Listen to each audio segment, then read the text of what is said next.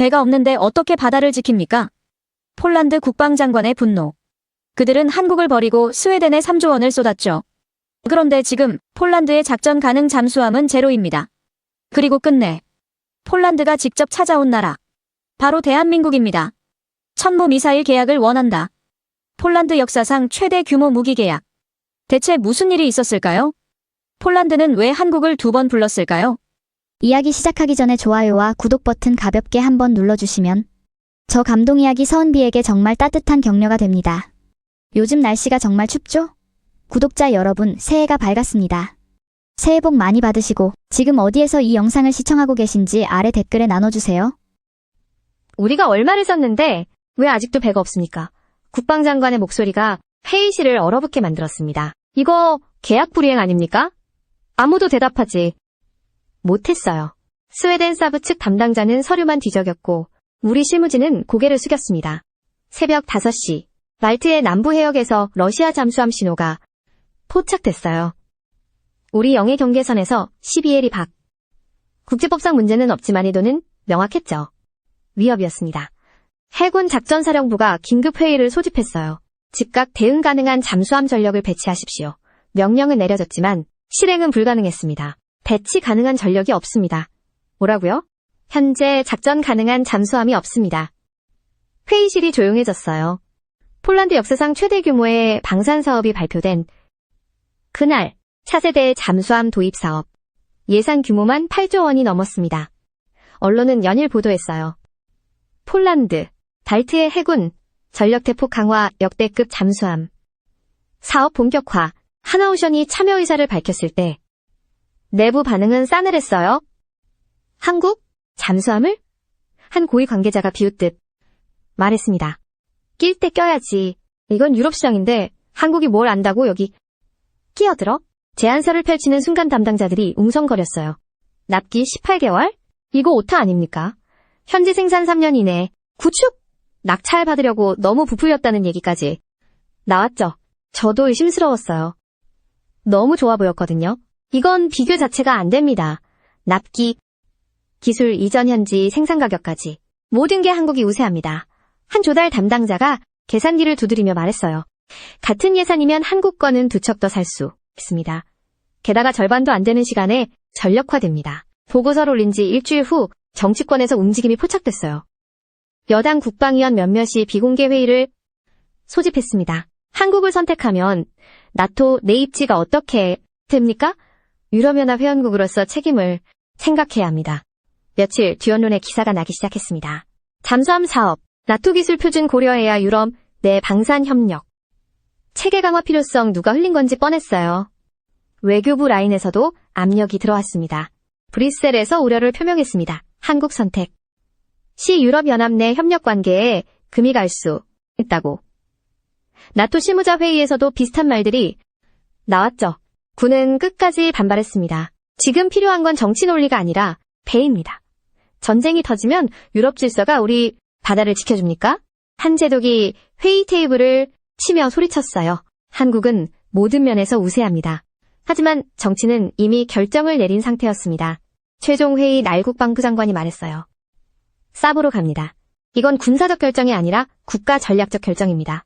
장관님, 이건 잘못된 결정됐습니다. 그렇게 한국은 지워졌습니다. 모든 조건에서 우세했던 한국이. 저는 그날 회의록에 서명하면서 이상한 느낌을 받았어요. 이 선택이 언젠가 우리를 다시 찾아올 거라는. 그리고 지금 총 10조 원을 넘게 쓰고도 폴란드 영해를 지켜야 하는 잠수함은 지금도 없습니다. 계약서는 두껍지만 인도 일정은 계속 미뤄지고 있죠. 만약 그때 한국을 선택했다면 지금쯤 우리 바다에는 배가 떠 있었을 겁니다. 하지만 이미 늦었죠. 잠수함 사업이 본격화되던 시기. 사실 폴란드는 그 누구보다 적극적이었어요. 우리는 심지어 실사단을 꾸려 한국을 찾았습니다. 한 번이 아니었어요. 서너 차례에 걸쳐 공식 방문단을 꾸렸습니다. 외교적 예방 수준이 아니었습니다. 실무진 기술팀, 조달 담당자까지 포함된 구성이었죠. 첫 방문지는 하나오션이었습니다. 거제조선소에 도착했을 때 규모에 압도됐던 기억이 납니다. 끝이 보이지 않는 생산 라인. 동시에 건조되고 있는 여러 척의 잠수함들. 이건 단순한 공장이 아니었어요. 이건 전쟁을 준비하는 시스템이었습니다. 안으로 들어서는 순간 숨이 멎었어요. 끝이 보이지 않는 조림 라인.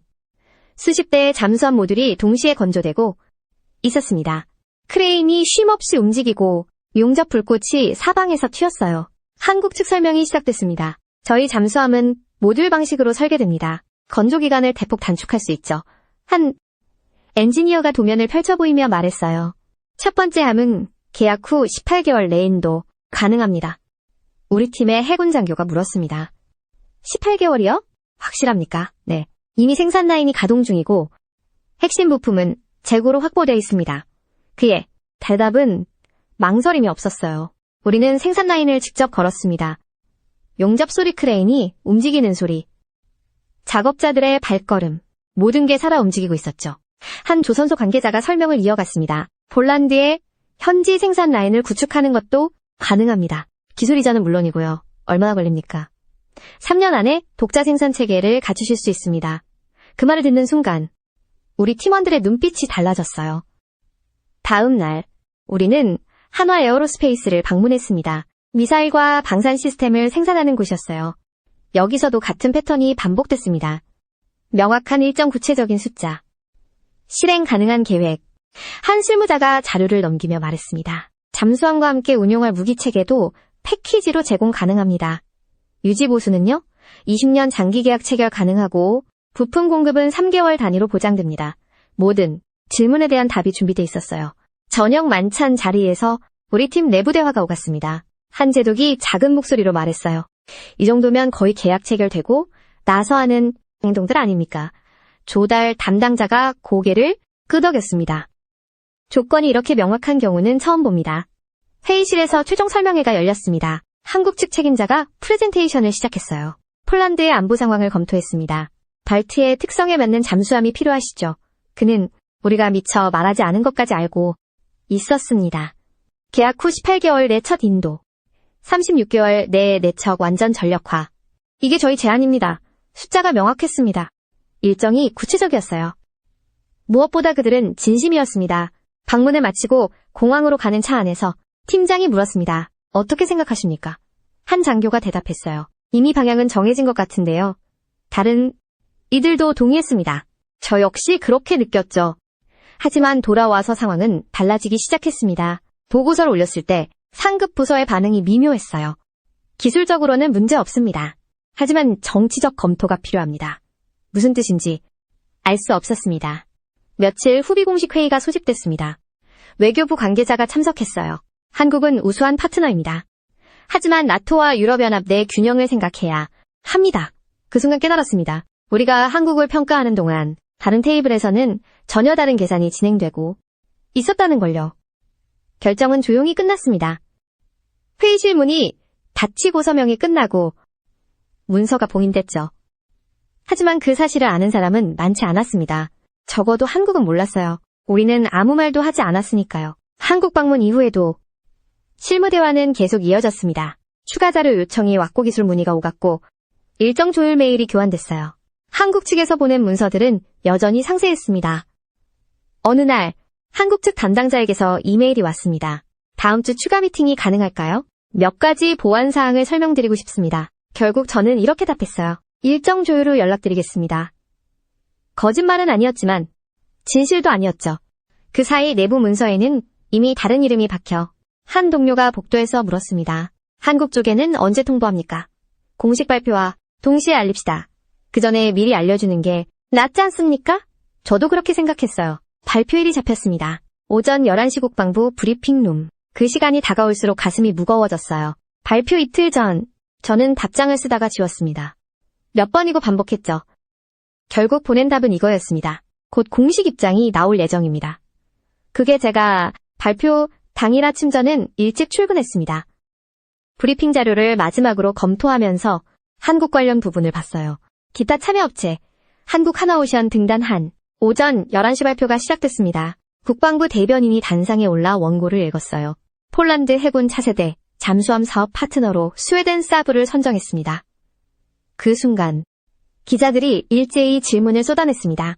저는 브리핑룸 뒤편에 서서 그 장면을 지켜봤습니다. 언론을 통해 흘러나가는 소식을 한국이 이 뉴스를 어떻게 접할지 상상이 됐어요. 아마도 기사 제목으로 먼저 보겠죠. 오후가 되자 한국 언론 보도가 들어오기 시작했습니다. 번역된 기사 제목들이 내부 보고로 올라왔어요.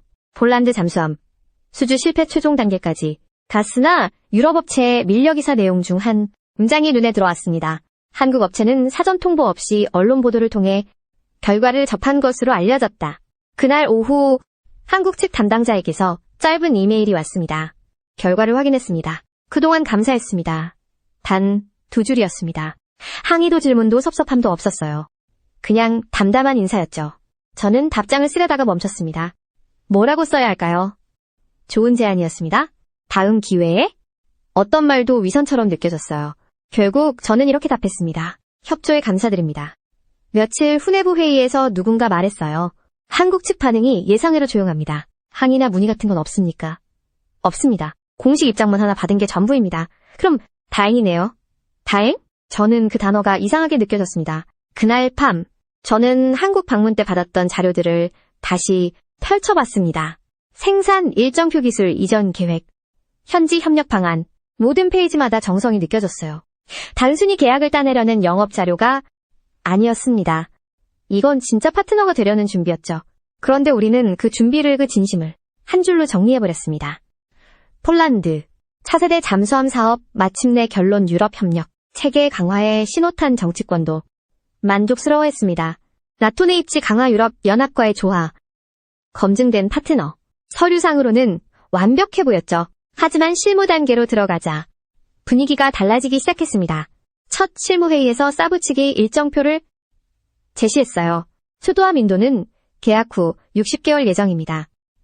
60개월이요? 계약서에는 48개월로 돼 있지 않습니까? 그건 최선의 경우이고 현실적으로는 60개월이 안전합니다. 회의실에 침묵이 흘렀어요. 계약 전과 계약 후의 말이 달라진 겁니다. 다음은 기술 이전 문제였습니다. 핵심 기술 이전은 단계별 승인이 필요합니다. 단계별이라니 무슨 뜻입니까? 1차 승인, 2차 검토, 최종 승인.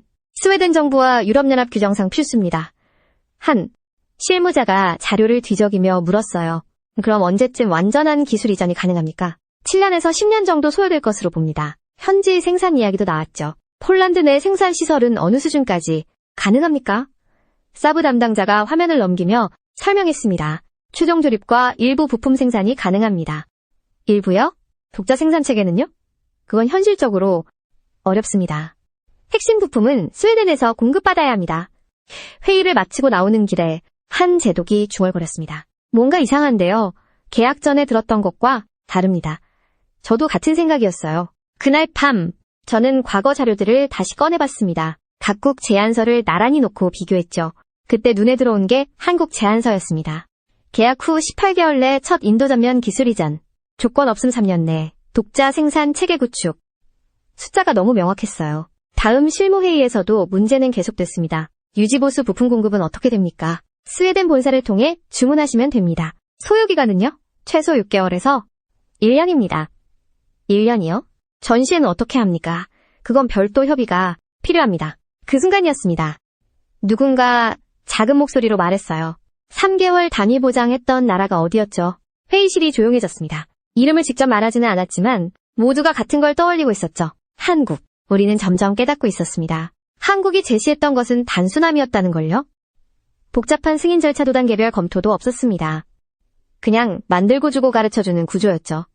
같은 시기 다른 보고서가 제 책상에 올라왔습니다. 이미 도입된 한국산 지상무기 운용 현황, 자주포 다연장 로켓장 갑차. 보고서를 읽으며 놀랐습니다. 고장률 낮은 부품 공급 원활, 유지 보수 예측 가능, 특이사항 거의 없음. 한 야전 지휘관의 평가가 인상적이었어요. 복잡하지 않습니다. 그냥 씁니다. 그게 가장 큰 장점입니다. 복잡하지 않다. 그 말이 머릿속에 남았습니다. 내부 검토 회의가 소집됐습니다. 사브 계약 진행 상황 점검이었죠. 현재까지 진행률은? 서류상 30%입니다. 실제 전력화는요? 아직 설계 검토 단계입니다. 한 제독이 날카롭게 물었어요. 그럼 우리가 실제로 배를 받는 건 언제입니까? 최소 5년 후입니다. 또 다른 문제가 터졌습니다. 추가 비용 문제였어요. 설계 변경으로 인한 추가 비용이 발생했습니다. 얼마입니까? 약 3천억 원. 예상됩니다. 3천억이요? 이게 무슨 한 조달 담당자가 계산기를 두드렸어요. 이 돈이면 한국 잠수함 한 척을 더 살 수 있는데요. 비교는 선택 이후에 시작됐고 그 비교는 점점 불편해지고 있었습니다. 하지만 계약은 이미 끝났고 돌이킬 수는 없었죠.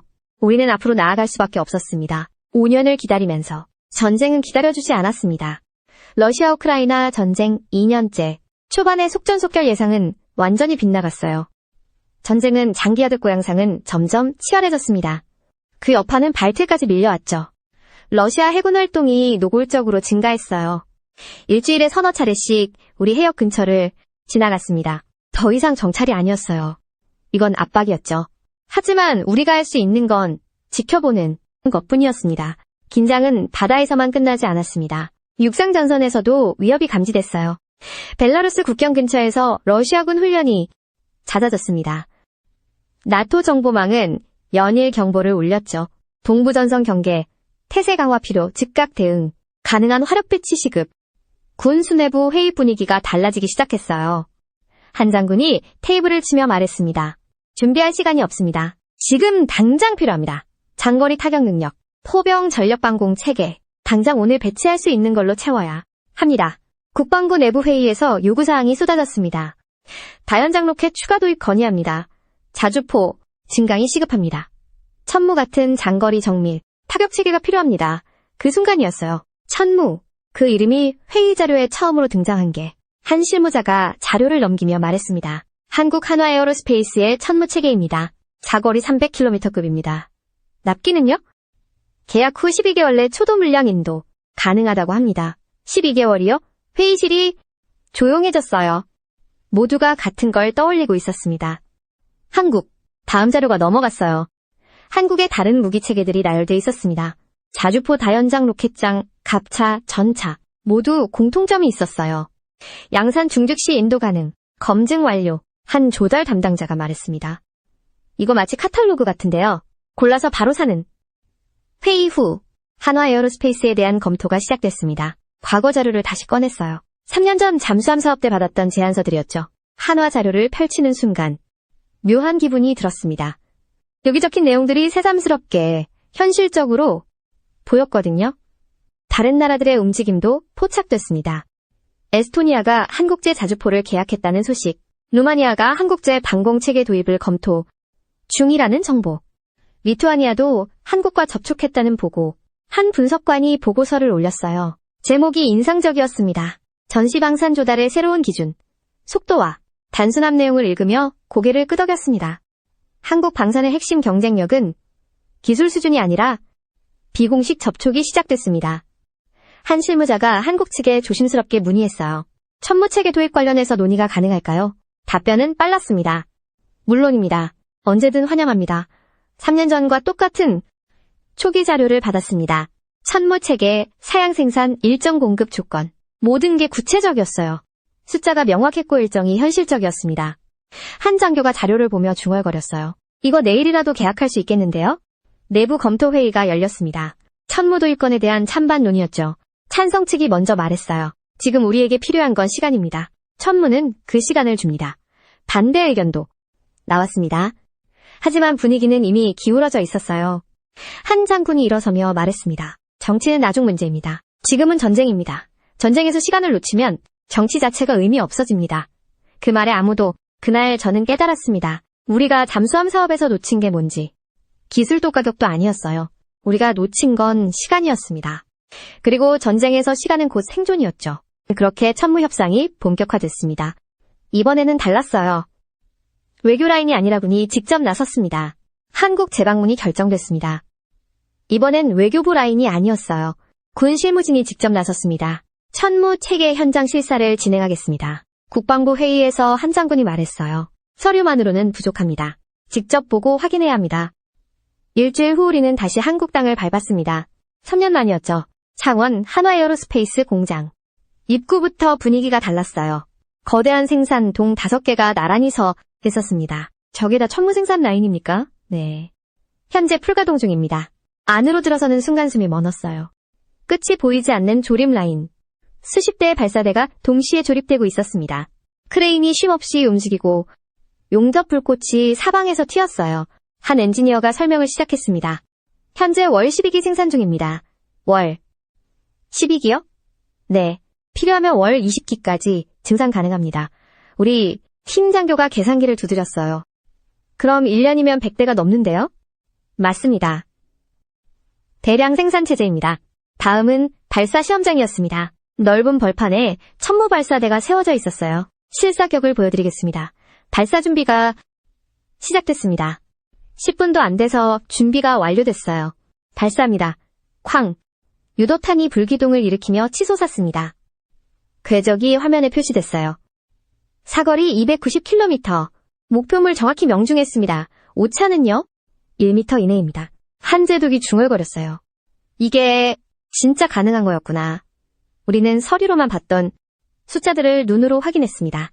사거리 정밀도 발사 속도. 모든 게 실제였어요. 본격적인 협상이 시작됐죠. 폴란드가 원하시는 규모가 어느 정도입니까? 우리 측 책임자가 대답했습니다. 발사대 80기, 유도탄 800발을 고려 중입니다. 5조 6천억 원 정도로 예상됩니다. 회의실이 5조 6천억. 폴란드 방산 역사상 단일 계약 최대 규모였습니다. 이 규모가 진짜 가능합니까? 한화 측 임원이 미소 지으며 대답했어요. 저희에게는 가능합니다. 귀국 후 상황이 급변했습니다. 천무 계약건이 언론에 흘러나간 거예요. 폴란드, 한국과 5조 원대 계약 추진 역대 최대 규모. 방산 계약 논란 국회가 들끓기 시작했어요. 국방위원회가 긴급 소집됐습니다. 야당 의원이 먼저 공격했어요. 또 한국입니까? 왜 매번 한국입니까? 유럽 업체는 검토도 안 했습니까? 여당 의원도 가세했습니다. 나토 지선은 어떻게 됩니까? 5조 6천억이면 우리 국방 예산의 6분의 1입니다. 국방부 장관이 답변석에 섰어요. 천무는 우리가 지금 당장 필요로 하는 전력입니다. 지금 당장이요? 왜 급합니까? 발트의 상황을 보십시오. 러시아 위협은 매일 증가하고 있습니다. 한 의원이 소리쳤습니다. 유럽 업체도 같은 무기 만들 수 있지 않습니까? 장관이 단호하게 대답했어요. 만들 수 있습니다. 하지만 6년 걸립니다. 6년이면 전쟁이 끝납니다. 이기든 지든. 회의장이 조용해졌어요. 군 총참모장이 일어섰습니다. 저는 현장을 직접 봤습니다. 월 12기 생산되는 라인을 봤습니다. 290km를 날아가 1m 오차로 명중하는 걸 봤습니다. 표결이 시작됐습니다. 찬성 210 표 반대 90표. 천무 계약이 최종 승인됐어요. 그날 밤한국 측에 연락했습니다.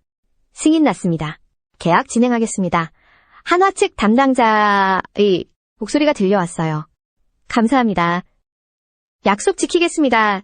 그의 말은 여전히 담담했습니다. 하지만 그 담담함 속에 확신이 느껴졌어요. 천무 계약이 최종 단계에 이르렀을 무렵 저는 한국에 머물고 있었습니다.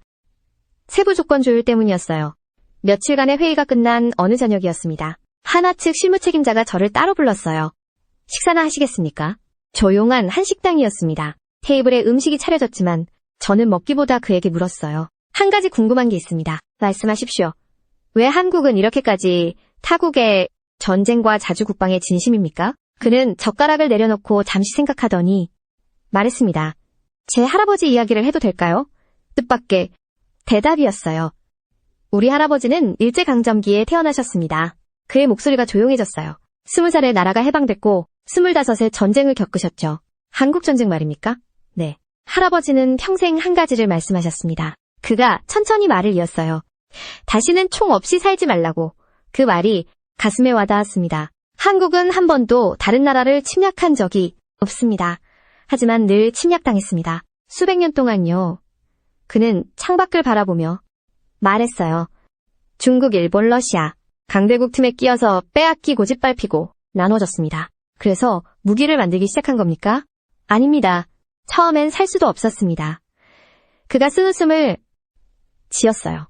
1950년대만 해도 우리는 미국이 주는 무기로 싸웠습니다. 60년대, 70년대에도 우리는 못 사는 나라였죠. 그럼 언제부터입니까? 80년대부터 조금씩 만들기 시작했습니다. 스스로 지키기 위해서요. 그런데 지금은 폴란드에 무기를 파는 나라가 됐습니다. 그가 고개를 끄덕였어요. 맞습니다. 하지만 우리가 파는 건 단순히 무기가 아닙니다. 그럼 뭡니까? 살아남는 방법입니다. 한국이 만드는 무기는 화려하지 않습니다. 가장 강력하지도 가장 정밀하지도 않을 수 있습니다. 하지만 한 가지는 확실합니다. 뭡니까? 전쟁이 터졌을 때 실제로 쓸 수 있다는 겁니다. 우리는 전쟁을 책으로 배우지 않았습니다. 그가 조용히 말했어요. 우리는 전쟁을 겪었습니다. 할아버지 세대가, 아버지 세대가. 그래서 압니다. 전쟁에서 진짜 필요한 게 뭔지. 뭡니까? 화력이 아니라 지속력입니다. 최첨단 무기 한 대보다 계속 쓸 수 있는 무기 10대가 낫습니다. 완벽한 설계보다 빨리 만들어지는 설계가 낫습니다. 복잡한 시스템보다 고장나도 고칠 수 있는 시스템이 낫습니다. 저는 숨죽여 들었어요. 이건 상대를 무너뜨리기 위한 무기가 아닙니다. 이건 다시는 무너지지 않기 위한 무기입니다. 그 순간 저는 알았어요. 한국이 왜 폴란드의 전쟁을 자기 일처럼 대하는지, 왜 우리보다 우리 상황을 더 절실하게 이해하는지. 분단된 나라, 언제 전쟁이 터질지 모르는 긴장, 강대국 틈에서 살아남아야 하는 현실. 폴란드가 지금 느끼는 그 감정을 우리는 70년 넘게 느껴왔습니다. 저는 가슴이 먹먹해졌어요. 우리 할아버지 세대는 맨손으로 전쟁을 겪었습니다. 그가 말을 이었어요. 우리 아버지 세대는 빈손으로 나라를 일으켰습니다. 그리고 그 피를 이어받은 우리는 이제 무기를 만듭니다. 왜냐하면 다음 세대는 전쟁을 겪지 않았으면 해서이죠. 다시는 그런 일이 반복되지 않도록 말입니다. 다음 날 최종 계약서에 서명했습니다. 5조 6천억 원. 하지만 제게는 그 숫자보다 어젯밤 대화가 더 크게 남았어요. 한국은 단순히 무기를 파는 나라가 아니었습니다. 한국은 같은 아픔을 겪은 나라였습니다. 계약서를 교환하며 하나 측 대표가 말했습니다. 좋은 파트너가 되겠습니다. 저도 대답했어요. 우리도 그렇게 되겠습니다. 하지만 마음속으로는 다른 말을 하고 있었습니다. 감사합니다. 그리고 존경합니다. 한국의 할아버지들에게, 폐허에서 이 나라를 일으킨 분들에게. 계약 조인식 날이 왔습니다. 바르샤바 국방부 대회의실. 양국 국기가 나란히 걸렸어요. 기자들이 몰려들었고 카메라 플래시가 터졌습니다. 국방장관이 단상에 올랐어요. 오늘 폴란드와 대한민국은 역사적인 계약을 체결합니다. 그가 계약서를 들어 올렸습니다. 천무체계 도입 계약, 총 5조 6천억 원 규모입니다. 하나 측 대표와 악수가 오갔습니다. 서명이 끝났어요. 계약서가 교환됐습니다. 그 순간 저는 계약서 내용을 다시 한번 떠올렸어요. 단순한 무기 공급이 아니었습니다. 발사대 80 기유도탄 800발. 하지만 그보다 중요한 게 뒤에 붙어 있었죠. 현지 생산 라인 구축, 2년 내 폴란드 공장 가동. 기자회견이 이어졌습니다. 계약의 핵심은 무엇입니까? 장관이 자료를 펼쳤어요. 숫자보다 중요한 건 내용입니다. 한국은 단순히 무기를 팔지 않았습니다.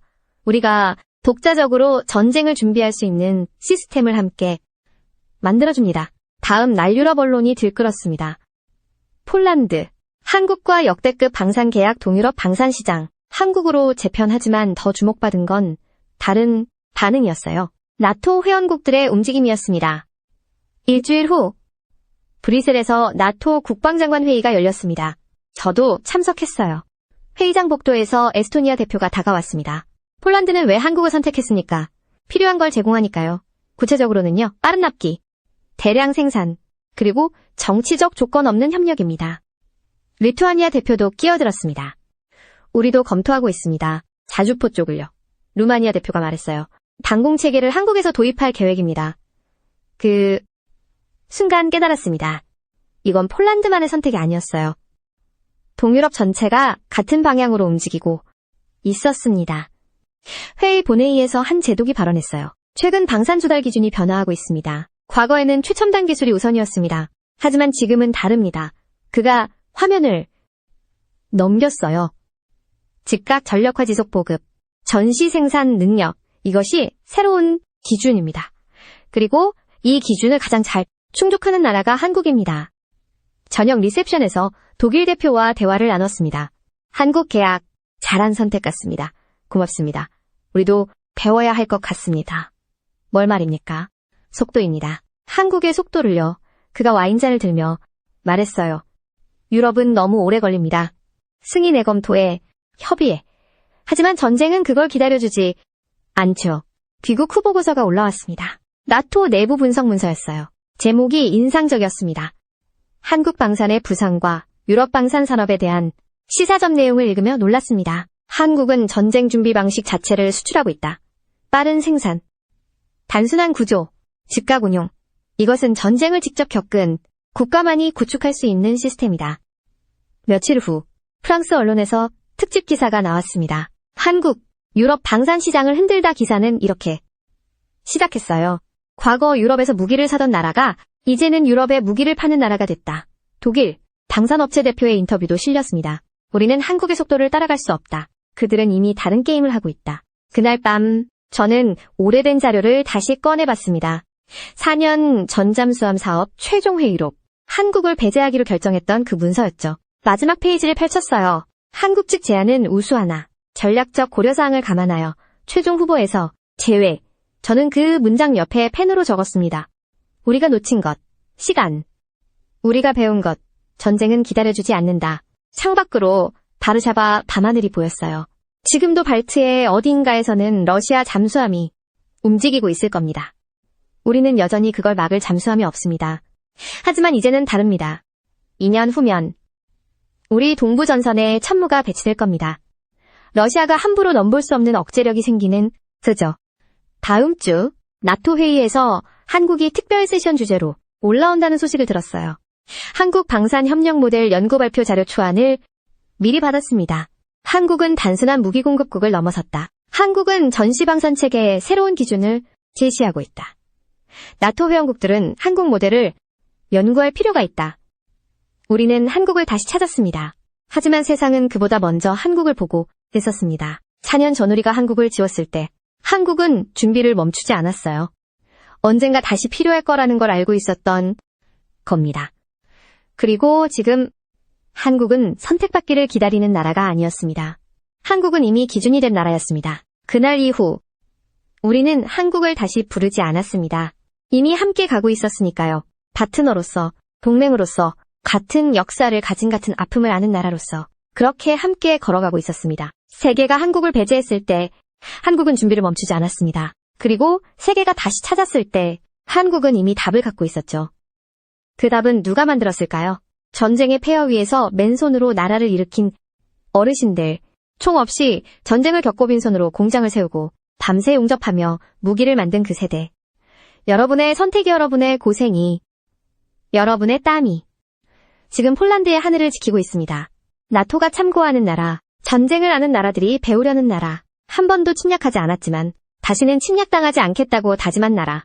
그 나라의 무기가 이제 세계를 지키고 있습니다. 여러분은 헛되지 않았습니다. 여러분의 대한민국은 이제 세계의 기준이 됐습니다. 폴란드 국방부 관료가 전하는 대한민국 어르신들께 드리는 경의와 감사가 담긴 오늘의 사연을 함께 해주셔서 감사합니다.